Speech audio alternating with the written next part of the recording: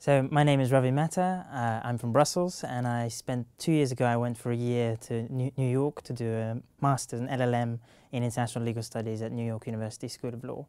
And so I just came back 2 years ago, and yeah, it was a great experience that I think really sort of changed my life and also set my path for the rest of my career. So I really enjoyed it.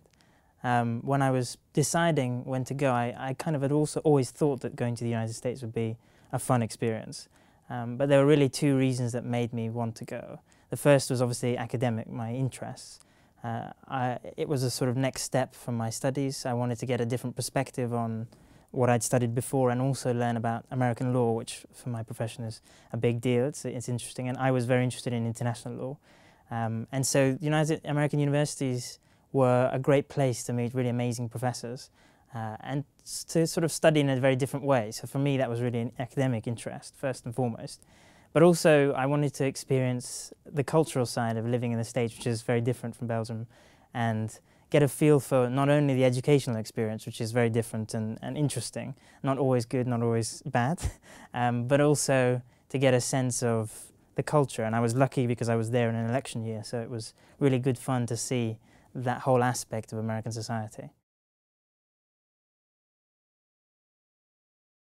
I applied to 4 schools, all on the East Coast, because I'd travelled there before and I liked it a lot and I liked the schools there. Also, I didn't want to be too far from home.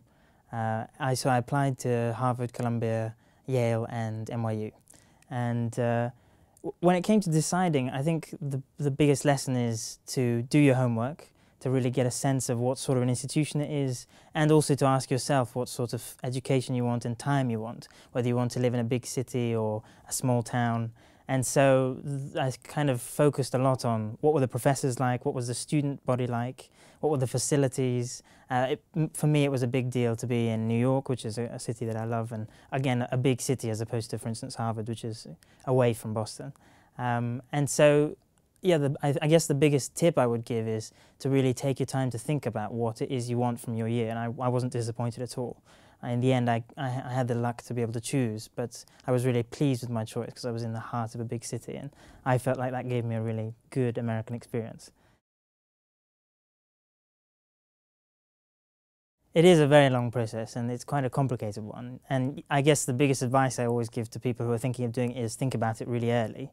I did start to think about it quite early, but it took at least a year before you even apply for the Fulbright program and for schools, because then everything just accelerates and suddenly you're leaving.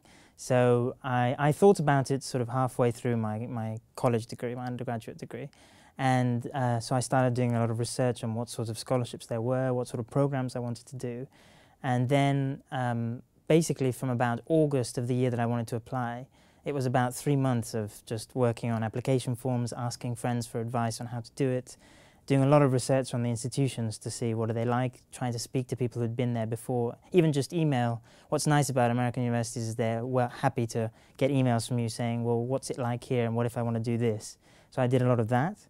And so yeah, it took a good few months to just be able to sit on the application and then be happy. Because I think the biggest advice I would give is for your application to really stand out, it has to be really targeted. So you need to know what you're applying for. Each school is so different. And so you needed to take the time to really understand, and so then you could convey really well what it is that you would bring and what you wanted from them. And so that takes a lot of time. And you always think, I'm fine, I've got a month to go, but actually it's, before you know it, the deadline's there and you're really nervous. And then it suddenly gets very quiet and you don't hear from anyone for quite a few months, including Fulbright, which thankfully in Belgium is at quite a late stage, because a lot of Fulbrights in other countries, you have to think 1 year, 2 years before you leave. And there, yeah, it was quite a clear process, transparent, and you just had to take the time to think about what your goals were and why it was important. And then by about February, March, you started to hear things back, hopefully good news or bad news, and that was great because then it changes and it's up to you to decide where you want to go, what you want to do. So yeah, I think it takes at least 6 months before you want to apply, I would say, to really think carefully about what it is you want to do, where you want to go, and just so you have the time to chat to people and get a sense, because it's a big year of your life, or more than a year. For me, it was 1 year, and it was nice to get it right. So.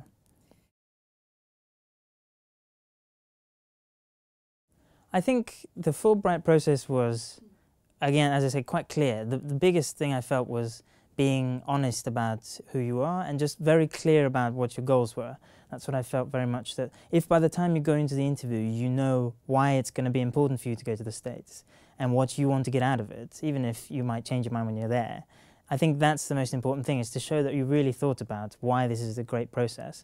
And then the interviewers were very nice about it, and that's really all they wanted to understand was, why do you want to do this? How do you see it fitting into you coming back to Belgium, and how will it change the way you look at your work and that sort of thing? So I thought that it's not, there's no secret answer. It's just be ready, be clear about who you are, and that will be a good impression for them if you're clear about who you are.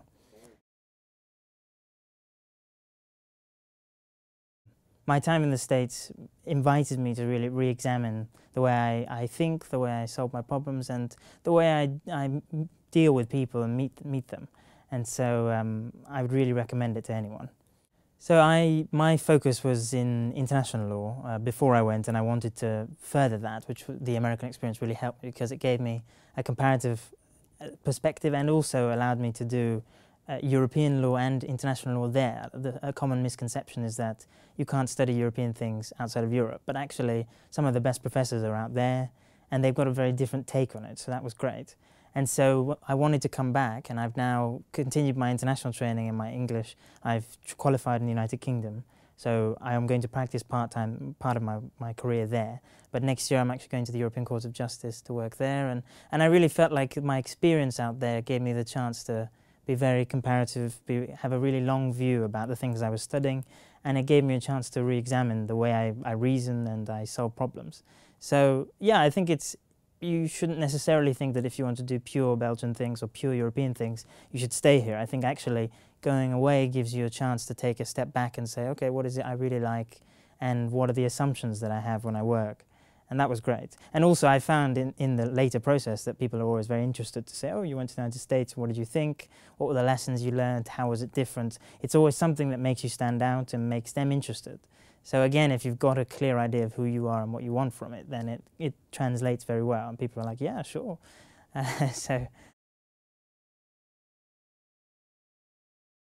Well, what I would say is that one of the best things about it is the people you meet out there.